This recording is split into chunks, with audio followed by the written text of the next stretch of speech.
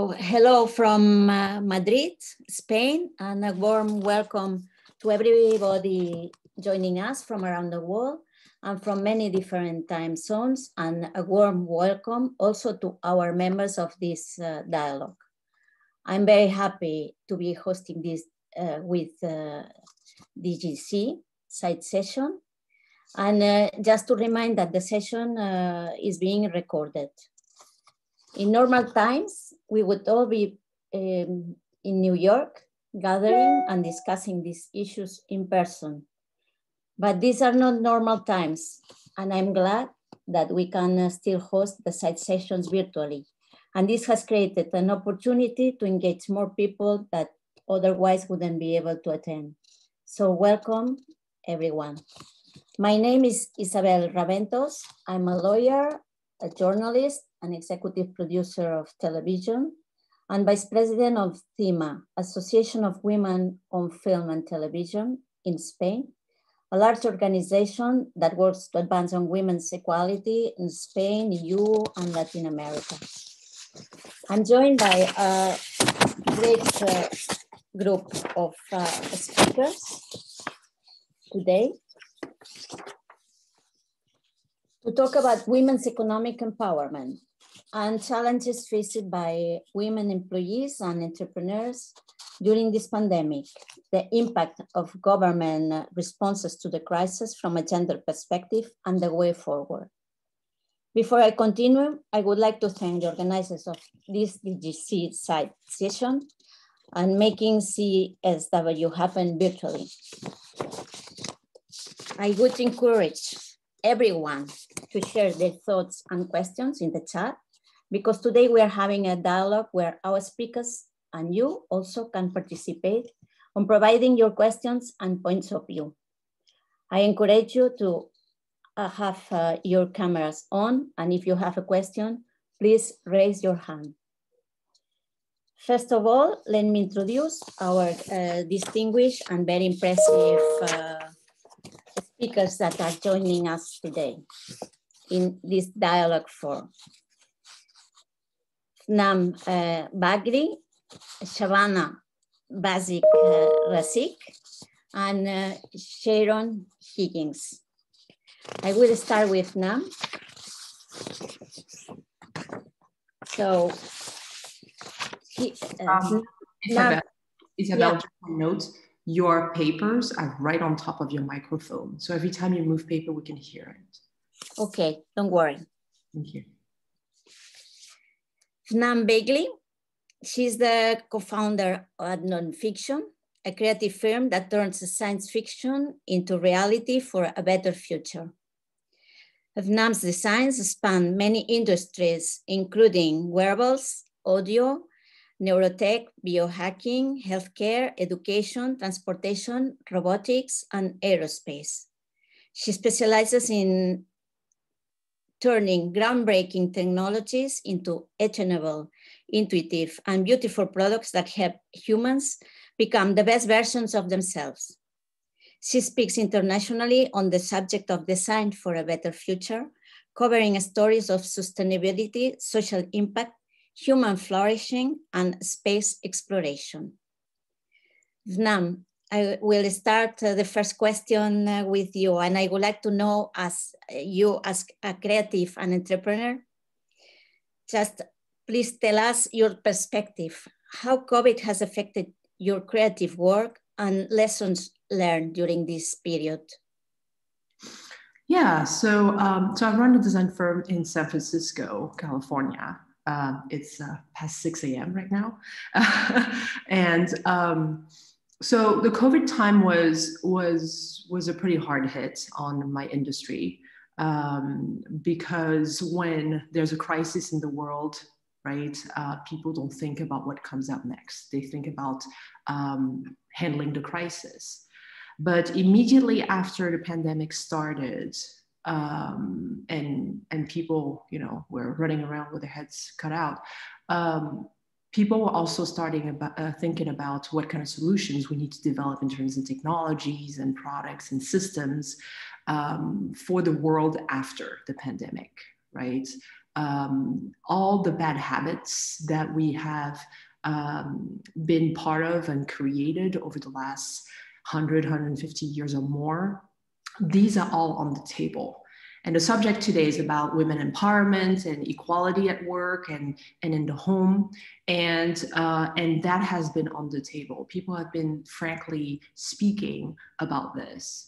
One thing that the pandemic has also helped is that because a lot of people are suffering, you know, from isolation, from depression, from all of those things, I've also noticed that a lot of people who are naturally not very much people who share their vulnerability, their problems with others, start doing it.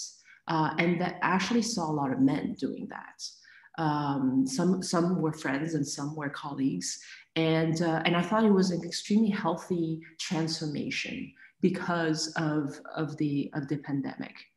So a lot of people in the news and everywhere talk about how the pandemic, you know, changed ourselves and had a lot of negative effects. I've also heard a handful of people who have experienced positive effects from being isolated and recentering themselves, finding what their interests in life and in purpose are, and were able to start from scratch. So a lot of entrepreneurism actually started during this pandemic. And a lot of them actually came from women. And I find that pretty incredible that in times of international distress, people found the heart and the motivation to start something from scratch. Okay, thank you, Phnam.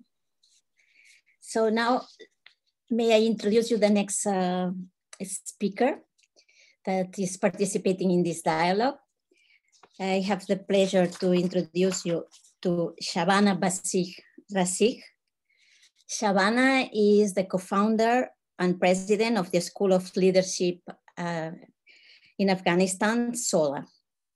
Sola is the first and only private boarding school for girls in Afghanistan, enrolling about 80 students in grades 6 to 10. Born in Kabul, she studied in secret until the fall of the Taliban in 2001. Her experiences motivated her certainty that investing in girls' education is a nation's path to a prosperous future. Shabana is a magna cum laude graduate at Middlebury College in the USA and holds a master in public policy from Oxford University. She's a global ambassador for Girl Rising. And in 2018, she was awarded one of Afghanistan's highest civilian honors for her work with Sola. In 2019, Forbes named her to their 30 under 30 Asia list as a social entrepreneur. Shabana, welcome. And I would like to know, as a social entrepreneur and working on girls' education and empowerment, please let us know how this crisis has affected your work and lessons learned during this period.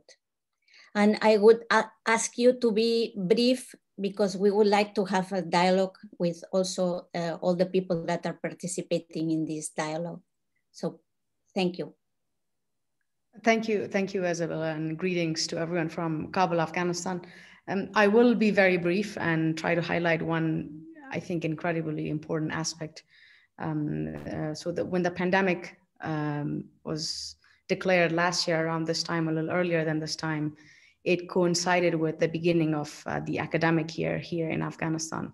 So this is the very first week of a new academic year here in Kabul. And what it meant for us last year was that we couldn't bring our students to campus.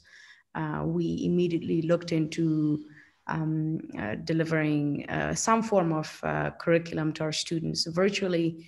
It took us a few weeks to figure out our students' capabilities in terms of internet connectivity, because they come from all across Afghanistan. But I think one thing that I want to highlight from this is in this process, our teachers, who are predominantly all female, at our school, they started working from home, and they started teaching from home. And in Afghanistan, we don't have a tradition of remote working, especially for women. And what that did for our female teachers was it put them in a situation, though challenging, because they also had to continue to take care of their household responsibilities and care for their kids. But it put them in a position where if in some cases they were the only breadwinners for their family during this crisis, and family members, if they were especially living in an extended household, their children, boys and girls, husbands, brothers, saw them working and experienced that at home. And I think it has two incredibly important impact. One was the immediate impact of bringing economic stability to their household, but I think far more important is the psychological impact, which will have a generational impact on their kids and their families. And I think if you look at it on a bright side, the fact that we were able to switch to an all online learning within our school community, and our all-female teaching staff able to deliver that from home, that had quite a bit of an impact on our students and their families. And I think to me, that's a really wonderful thing. Thank you, Shabana. Is Sharon here or no? She's not here, no? So, well, let's move on to start our conversation. So, the UN is warning that the pandemic threatens to undo many of the gains on gender equality over the past 25 years. Women play a key role for a successful pandemic recovery. And now more than ever, there is an opportunity to build an ecosystem for women's economic empowerment. In a world where women still have 3/4 of legal rights of men and fewer than half of the world's countries have equal pay. So how we can build a real ecosystem for women's economic empowerment? Today is more important than ever to highlight women's access to financial institutions, equal pay, and women entrepreneurship. How can supporting women-owned businesses help economies build back better from the crisis and accelerate gender-inclusive recovery? So from your perspective, Phnam and Shabana, in your different areas you are working, how or what should be done? What do you think?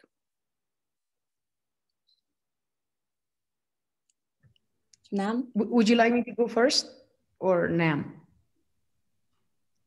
As you prefer. Go ahead.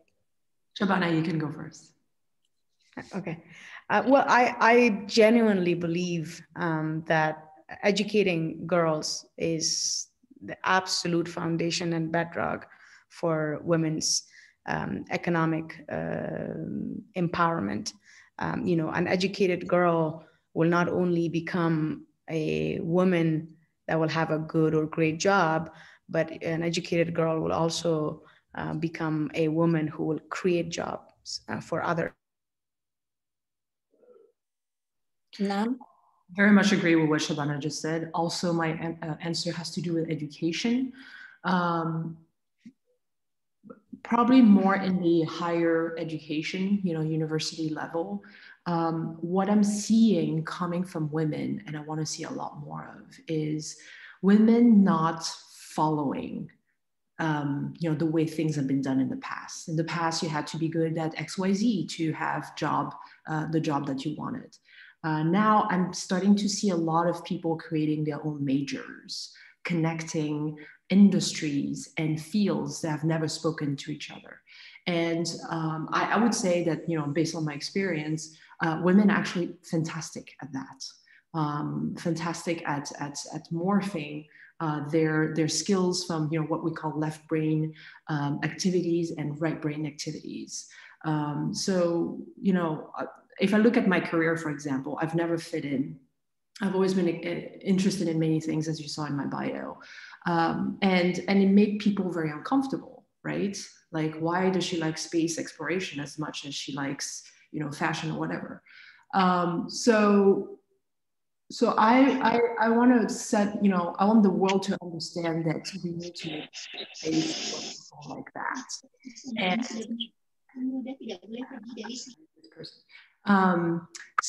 And yes, so, you know, teach young girls, teenagers, women, and really boys and men as well, that in order to succeed, in order to be financially independent, you know, you don't have to do the things that have been done so far. You can create your own fields. You can create your own specialty, your own personality, and put it out there, because people want to see new things. People want to see new positions and new points of views.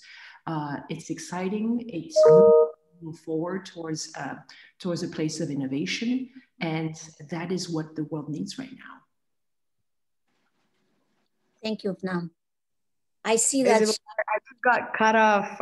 My sincere apologies, and I missed most of what Phnam said, but just to kind of continue on what I was mentioning earlier, prior to the pandemic, 130 million plus girls globally were out of school.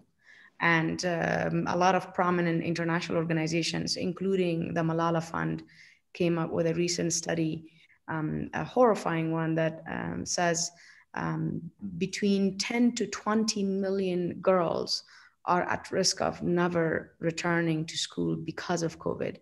And this really must trouble all of us. And this should also urge all of us to take this seriously and do something. Because as we all know, educating girls can quite literally change the world.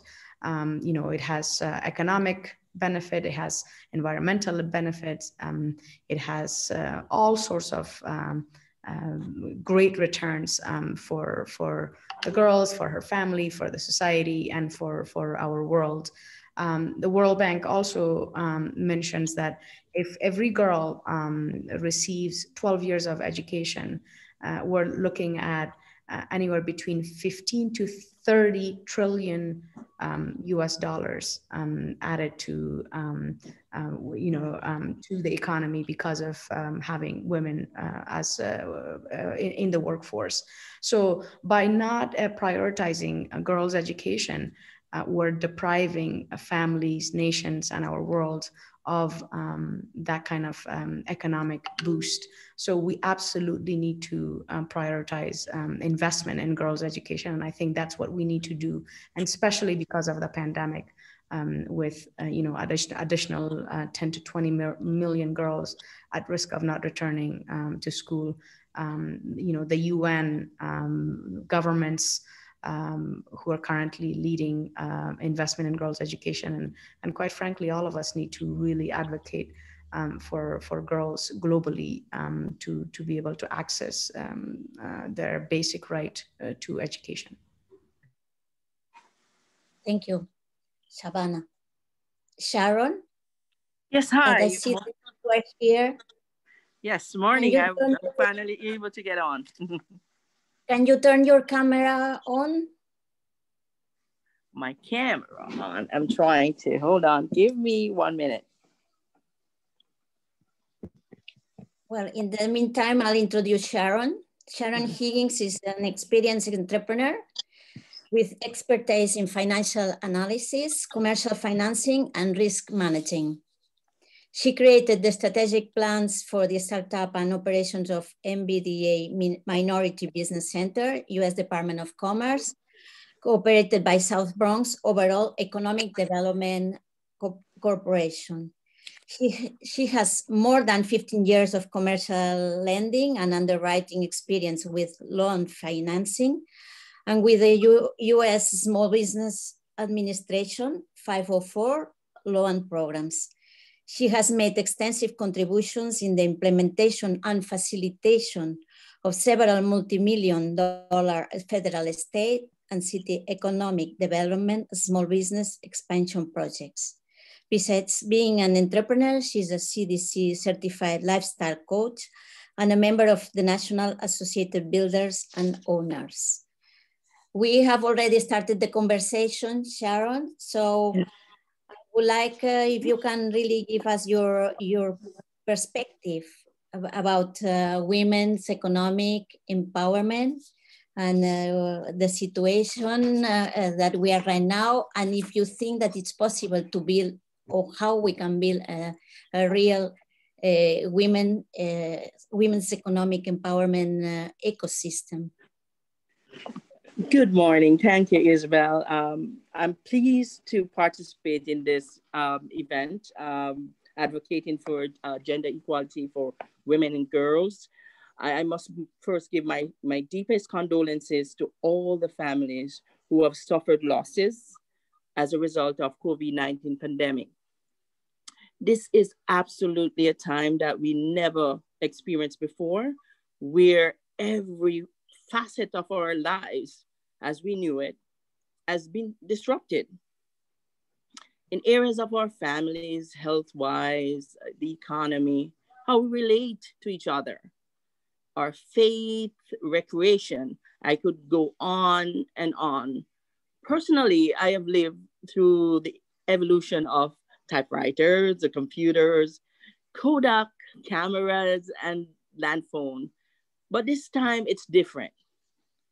This major life-changing shift as a result of COVID-19 pandemic took precious lives. This life-changing event, as you know, we proverbially put it, you will put us in cages through social distancing. This life-changing event demands our active attention, commands our full participation. Obviously, we are approaching something new and different. As it stands, we do not know what normalcy will look like in the future. However, one thing is sure, we can either try to put the old pieces of the past together or meet what comes next with the hope and possibilities that life will change for the better.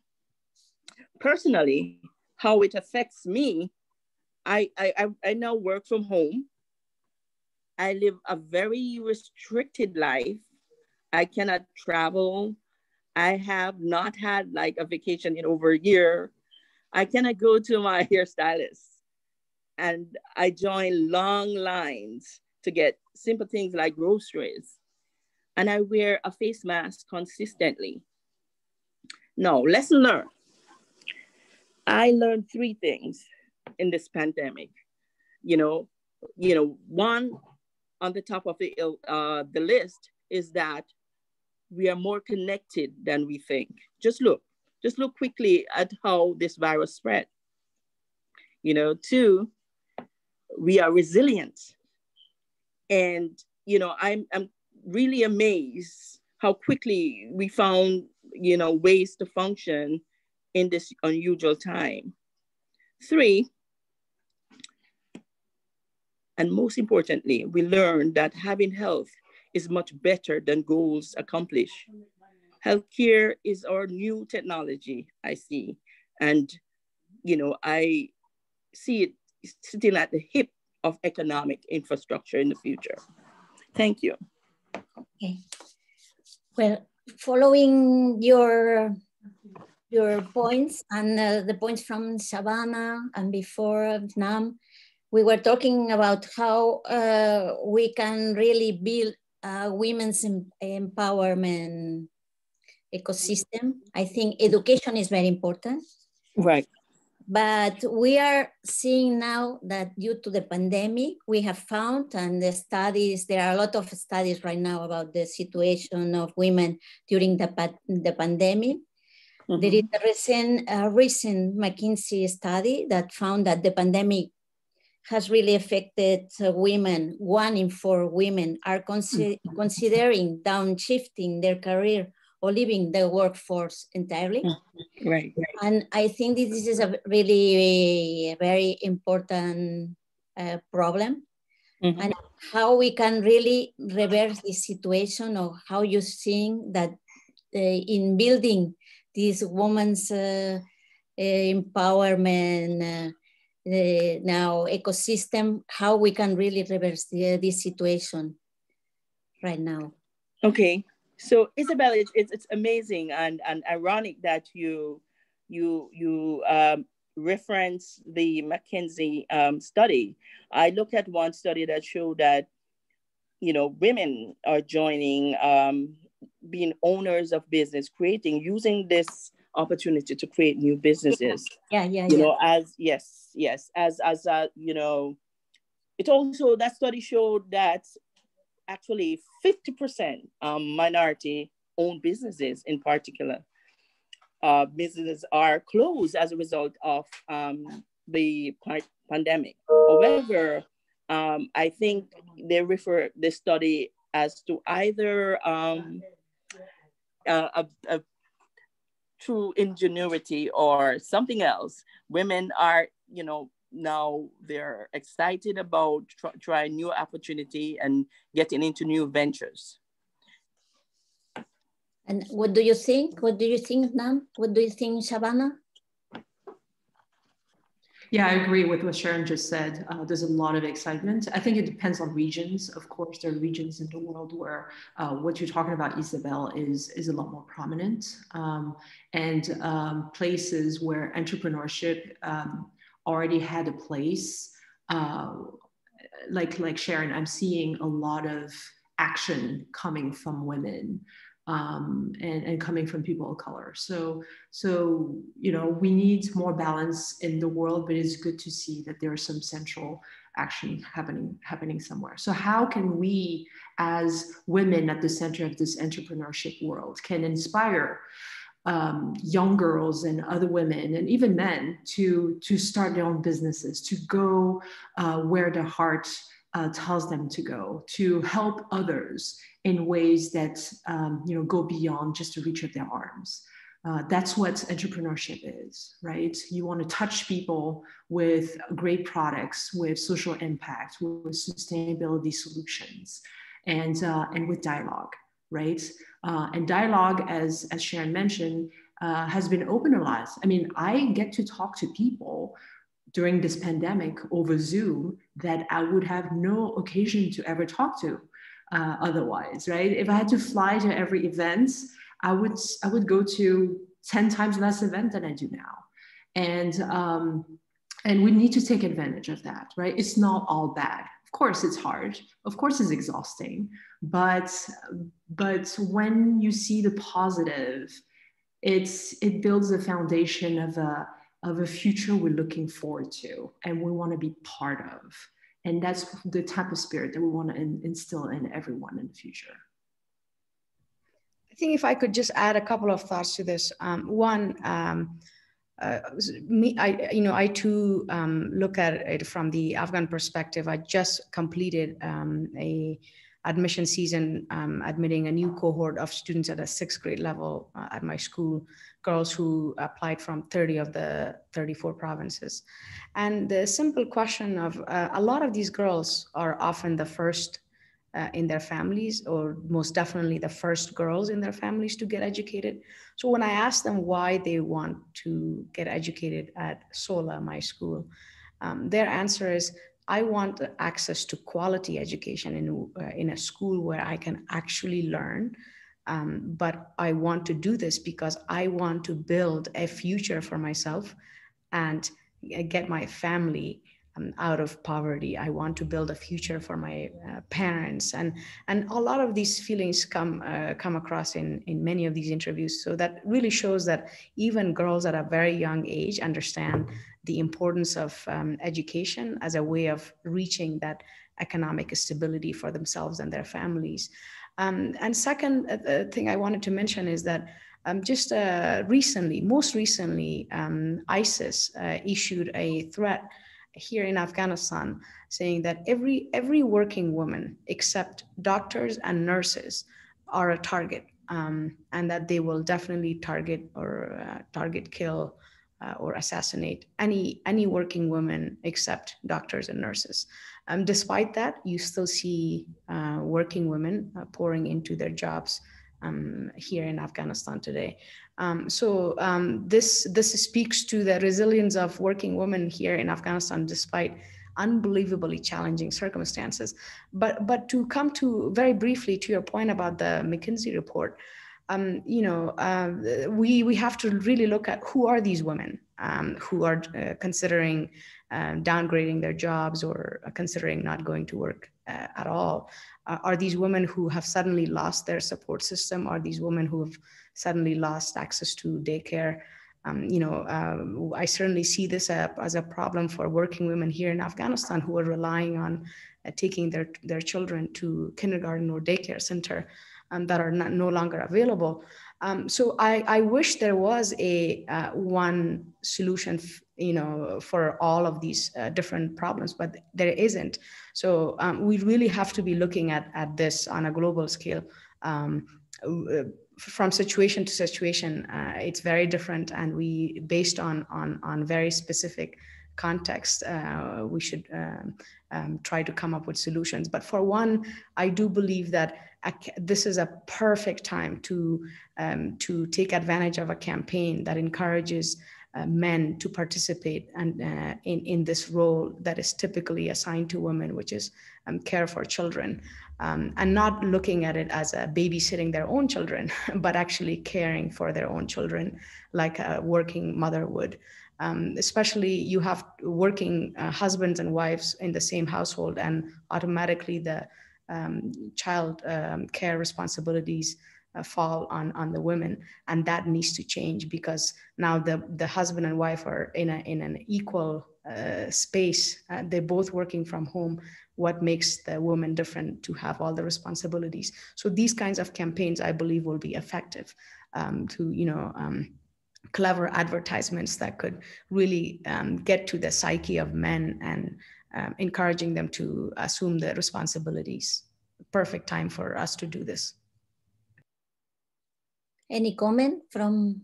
Yeah, as you're talking about childcare and equality at home, Shabana, one thing that came up in my circle of friends is some of their children are experiencing, early childhood, I would say childhood depression signs. And the type of support that comes from parents, from whoever is in the household, cannot only come from the mother, right? This is something that you deal with, you speak about, you're honest about, you reach for help from professionals on the outside, you spend the time with the child and ask them the right questions. So I feel like there's a lot of, as I said earlier, vulnerability happening and honesty in communication between members of the family that were not necessarily there before, right?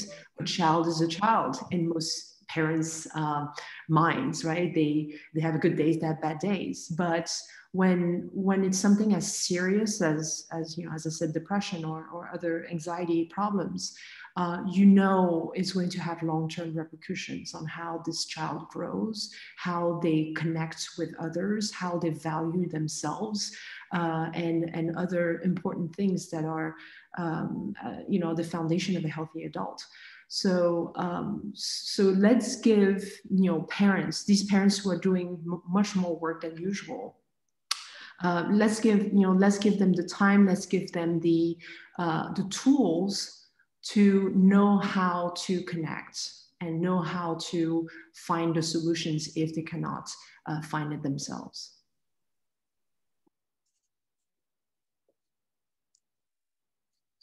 Sharon? The mic is off. Yes, I'm sorry about that. So I just wanted to echo what Phnam and Shabana just said. the thing is about the pandemic, the good thing about this pandemic is that we are all at home. So it's not restrictive to only women. And women can create from wherever now, that the world has changed, where you can stay from anywhere and conduct business, and you can be educated from anywhere. So you're not really at risk to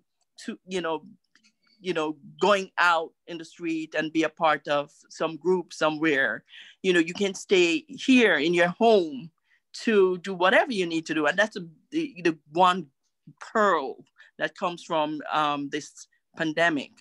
Women, I want to share some statistics in the United States that we're seeing around women being involved in entrepreneurship, educating themselves, being involved in entrepreneurship. We're finding that women drive vibrancy, innovation, and economic growth when they, own businesses. They generate income for family, communities, and the economy as a whole. They employ from the community. So the National Association of Women-Owned Businesses, NABO, reported that that's 2017. However, it's still important data that more than 11.6 million firms are owned by women, employing nearly 9 million people and generating $1.7 trillion in sales. Women-owned firms that account for 39% nationally. $5.4 million, 5.4 million firms are minority owned in the United States, and they're owned by colored women. They employ 2.1 million people around the nation. What does that mean, right? For the US, the potential. It means that if we invest, in terms of, allowing that they have access to capital, access to other opportunities, they could do wonders for the communities. And this is good information that we could share all over the world. Thank you, Sharon. This leads me to another point that I wanted really to discuss with you, that recovery as a key opportunity to advance on women's economic empowerment, to innovate and accelerate the gender gap, and to drive world economy. According to the World Bank, if women would have the same lifetime earnings as men, global wealth would increase by 160 trillion US dollars, with an average of $23,620 per person in more than 141 countries. Women's play a key role for a successful pandemic recovery. So recovery period can be an opportunity to remove existing barriers, close the gender gap, and promote the full potential of women entrepreneurship. So what do you think? Which are your thoughts about this? Yes, well, I agree. I agree totally. Women invest, it's true. Women invest 90% of their earnings into their families and their communities, creating a unique multiplier effect. Investment in women businesses make community prosper.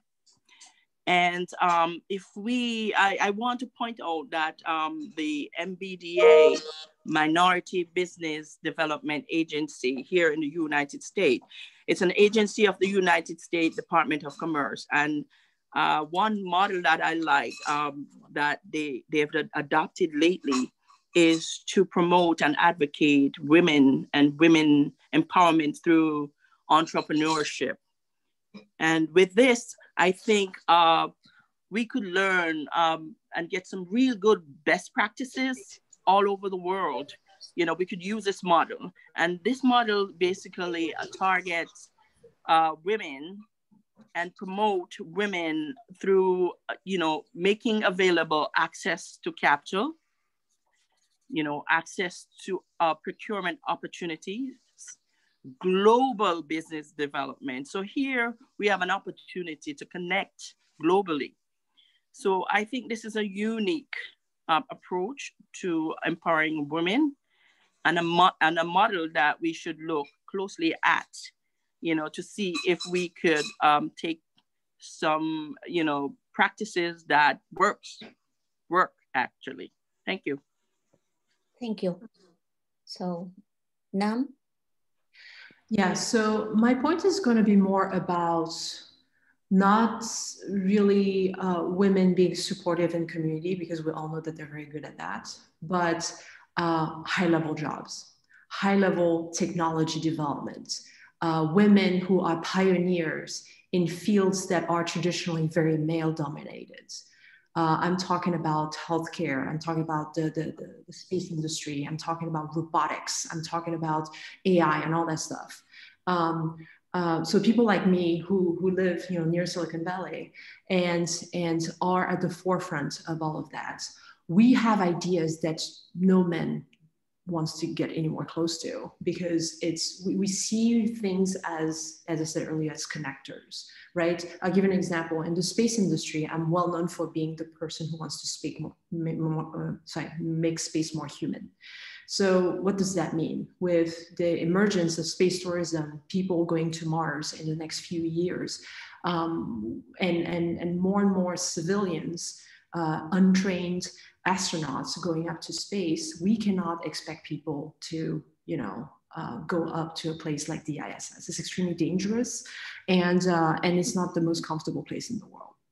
So really integrating different types of technology that support the body, support physiology, support psychology, sociology, is the type of things that people who think like me, who are like me, and there are very few of them, we need more of them, and we can do, because in the space industry, for example, it's been dominated by men for too long, and they've basically been doing the same thing for a long time, except for the private sector, which has been innovating a lot.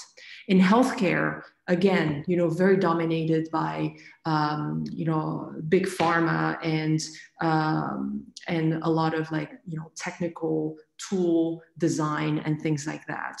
Now we're starting to believe that merging Western medicine with Eastern medicine, other ritual type medicine, is actually going to be beneficial for the long term of the health of people. And this kind of conversation is really putting forth a lot of technologies that are non-invasive, right? You don't need to open someone's body to help them with Alzheimer or with Parkinson's, with regenerative type of therapies, or recovery from different types of traumas.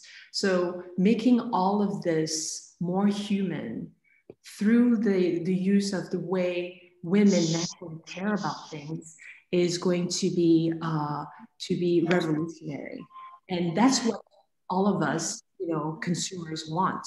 We want the world to be kinder to us, to care for us. We want to surround ourselves with products that hear us and are designed for us, right? We've been talking a lot about bias in AI, right? I don't know who's in close right now, but please. Okay. So yeah, I was talking about bias in AI, and a lot of people have been talking about, how certain products are not made for people with darker skin, or for women who have different proportions and needs than men, or children, et cetera, et cetera. So using the technology we have access to today to really focus on the person rather than the stereotype of a gender group is going to help us greatly. Okay, thank you, Phnam.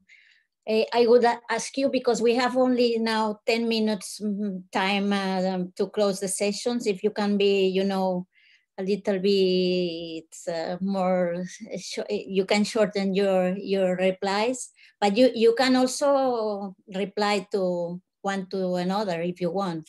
So, but anyway, Shabana, if you want to say something. Yeah, I couldn't agree more with what has been said. And just to kind of piggyback on what Nam said, you know, I love what she said. And I love that, you know, that's a perspective coming from, let's say, the US, where the majority of women are educated and we need to get women into high level positions and humanizing those spaces to make it more comfortable. Absolutely agree. But like I mentioned also earlier, so coming from a place like Afghanistan, where only 30% of girls, school-age girls, are actually attending school, and you know, two-thirds of the girls who are supposed to be in school are not in school for various reasons. You know, a lot of technical issues like shortage of, or logistical barriers like shortage of female teachers, lack of water and sanitation facilities in more than 60% of the schools across the country. We need to really be addressing these barriers as a way of strengthening the long-term economic empowerment of women in general. I do come back to the now 150 plus million girls across the world who are out of school. You know, Sharon gave a very powerful statistics about 90% of women's income go back into the family. Similarly, if any country decides to send an additional 1% of girls in that particular country to school, the country's GDP grows by 0.3%. These are small numbers that have huge economic impact for that country. So for instance, if India were to send an additional 1% of the girls to school, the country's GDP would rise by more than 5.5 billion US dollars. This is important. All countries need to prioritize sending these girls to school because we need these girls. We need their help. With economic crises, with eradicating poverty, we need their help with climate crisis, and we need their help urgently. I definitely would put investment in girls' education at the forefront of discussion when it comes to women's economic empowerment. Thank you, Shabana. Yeah. There's one point that I wanted to make to comment Shabana just made. Yes, agree on everything Shabana just said. Just to give you an idea of how much I would like for women to jump. I grew up in the projects outside of Paris. I'm the first woman in my family to go to college. My parents didn't believe women should go to college. I have to hide it from them for 3 years. I am now the head of an agency in San Francisco. We make millions of dollars a year. I have the best job in the world. So for all the little girls and for all the women, for all the men out there, it is possible, right? Is it easy? Definitely not. But it's not about only going up. It's about seeing how far you can go. And if you don't see a place that is designed for you based on the way the past has been created, then create that spot for yourself. I think it's completely possible if you surround yourself with the right people to support you, if you believe in yourself and cultivate the person that you are and the strength it's going to take to get you there. But I talk to kids in Pakistan, I talk to kids in rural Nigeria, and they have dreams that go beyond, just even being a doctor or whatever. They want to start companies that, I don't even understand. And that's wonderful. What is it, like 70% of jobs, in the next 10 years or so, we don't have names for. So these kids all over the world are going to create them. And I cannot wait to see what they come up with. Thank you, Phnam. So I just wanted to add, the common threads I'm seeing from this conversation, it's about education. Education is freeing, very freeing. I want to add also that nutrition, is valuable too, as we try to empower women and girls, right? And access, So this conversation is great. I just would love, to explore, the next steps, where we go from here, because we have lovely ideas, but I would love to explore how we make it possible.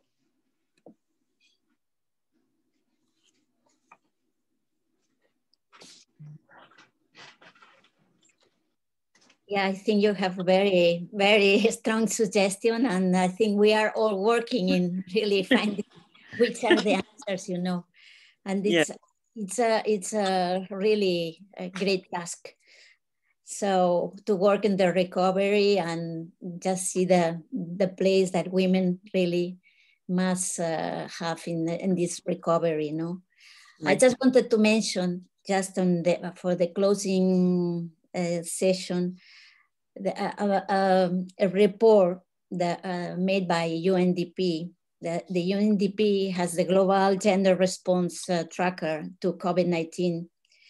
And it said that the crisis, as we know, it's not over yet, but the recovery can be approached as an opportunity to address all structural inequalities, but to make those responses really work and to be effective, women need to sit always at the table, what is not really what is happening in most of the parts of the world.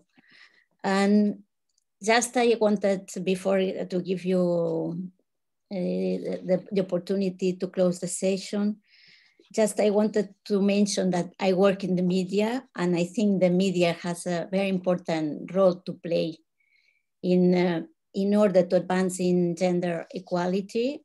And I think that we have really to remind always to media that they have to really be engaged in the dissemination of role models and in the coverage of more effective gender equality practices. And in also insisting in the importance of women economic empowerment. I just wanted to mention also that because I live in Madrid, in Spain, and I'm in the European Union, the president of the European Union, Ursula von der Leyen, and the Equality EU Commissioner, Elena Dalli, they always say that to advance on gender equality, there is a need to provide more financial and human resources to really advance on equality and women empowerment. So I would like to hear now your final thoughts or inspiring ideas about women economic empowerment for what is supposed to be or will be a post-pandemic world. So who want to start first? Sharon, Shabana, Phnam?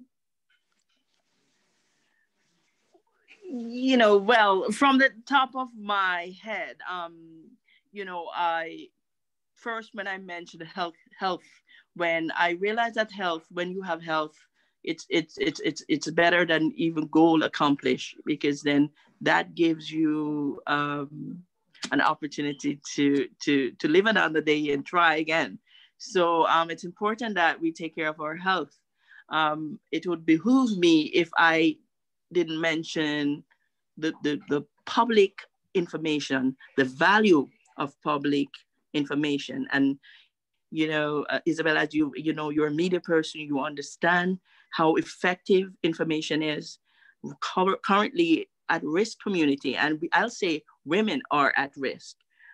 Risk community, we have low information about this COVID-19 vaccines, and how effective it is when we're vaccinated.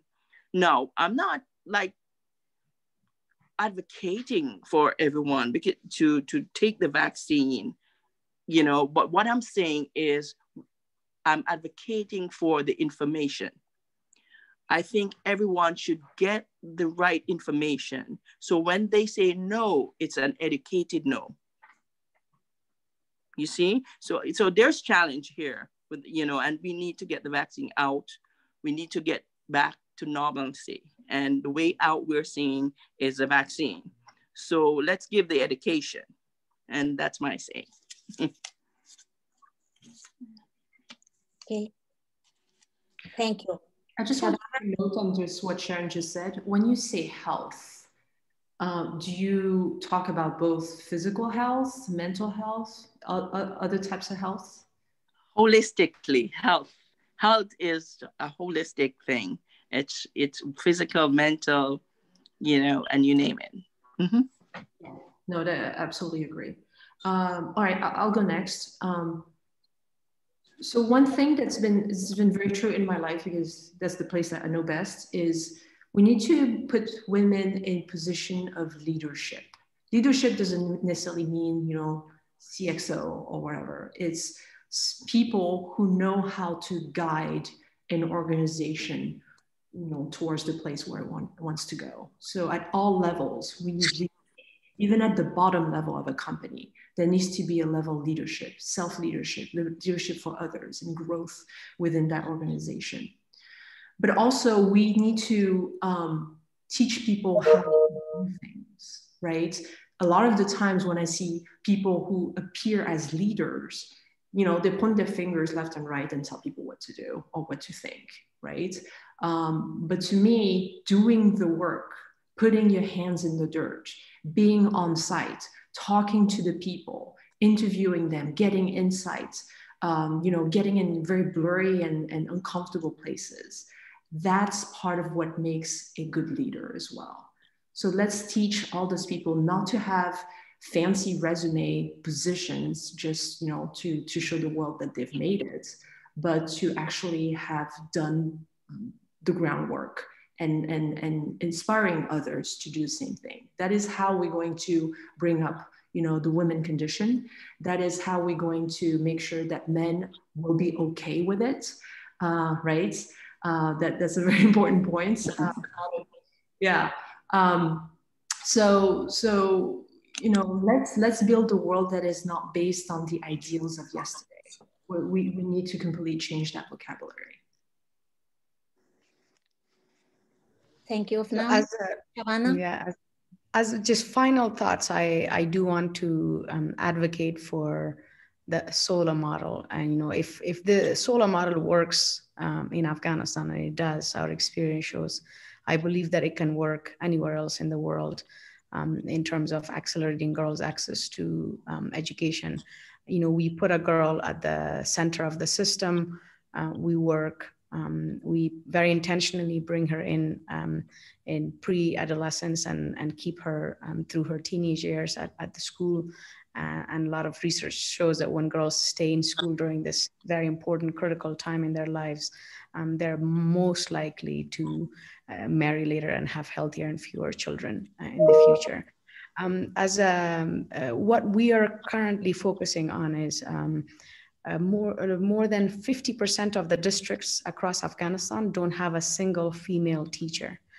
And lack of female teachers is the #1 barrier for girls' access to education. It makes perfect sense in areas where we don't have female teachers.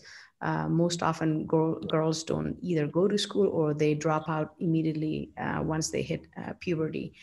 So our goal at the School of Leadership Afghanistan is to prioritize bringing in girls from districts where we don't have a single female teacher, to educate them and break this vicious cycle of no female teachers, meaning no girls graduating high school. But by bringing girls from those areas and educating them in a boarding school means we are able to break that cycle, because once this educated girl goes back to her community, she transforms her community. We've already seen many, many examples of this happening through our current students at the school.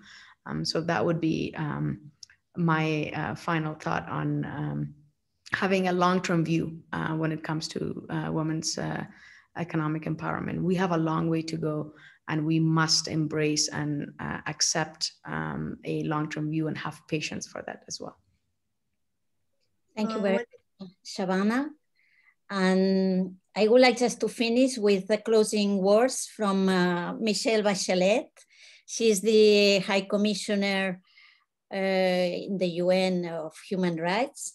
And she said, one of the factors a country's economy depends on is human capital. If you don't provide women with adequate access to healthcare, education, and employment, you lost at least half of your potential. So gender equality and women's empowerment bring huge economic benefits. So thank you very much for participating in this discussion and dialogue. And I'll leave the floor to Valentina, that she's our rapporteur. I want to really thank everybody. Thank you so much for, we have 2 minutes. So let's wrap this up as fast as possible. I really want to thank everybody that's here, because if it wasn't for our audience, these events wouldn't happen. Of course, to our moderator, Isabel, thank you so much, and our speakers and the staff of the UN that's making this possible. I wanted to wrap up saying like a few key things that we can learn, that we learned from this conversation, which is, of course, education. Women have historically not been able to access education, and it's for many reasons. Sometimes it's not as Phnam said, sometimes it isn't even the system or the country where you are, but the beliefs of the people around you. So empowering girls and women to stay in school, it's something very important. Putting them in leadership positions for them to know how to do things forward, how to handle something on their own. And of course, health, which is the main thing. And there's not only family for women, there's so much more for women, right? So much more than just being at home with our children, which is something that a lot of women love. And we have the choice to do, right? We have the choice to do whatever we want. I want to thank once again, everybody. We have to go back to the main session, but I invite you to stay. And we're gonna have at the end a wrap up of everyone saying a little bit something what I did right now. They're gonna say what they learned in their sessions. So let's go back to the main room, and thank you so much, everybody. Thank you. Thank you, Isabel, for moderating. Thank you. And thank you, Sharon and Shabana, for all your insights.